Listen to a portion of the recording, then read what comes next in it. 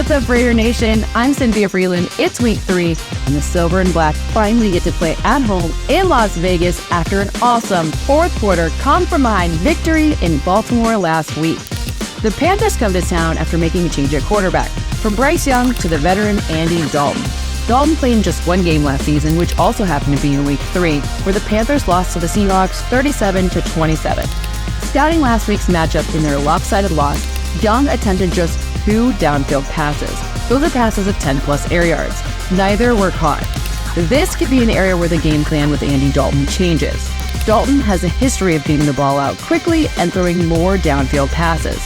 The problem for any quarterback, and specifically any Carolina quarterback in this one, is that 7 Raider defenders had an average get-off time of under 1 second against the Ravens, including both Christian Wilkins and Max Crosby notching 2 quick pressures apiece, which are pressures under 2.5 seconds, and of course, Crosby earning 2 sacks. Considering Crosby again played 100% of defensive snaps, his 0.68 average was mind-blowing.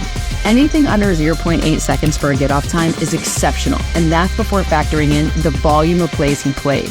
In other words, look for the Panthers to attempt to throw more and further downfield with Dalton, but for the Raiders' front to overpower the tackles specifically.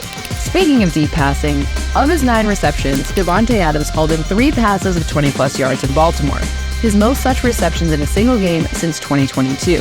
And Brock Bowers became just the 3rd tight end in the last 10 seasons, with 9 or more receptions and 90 or more yards in a game.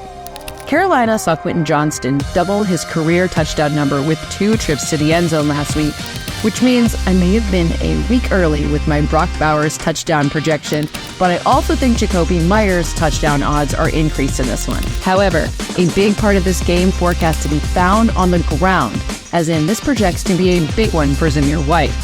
The Panthers have allowed the 2nd most rush yards, the 3rd most rushing first downs, and are tied for the 3rd most rushing touchdowns allowed.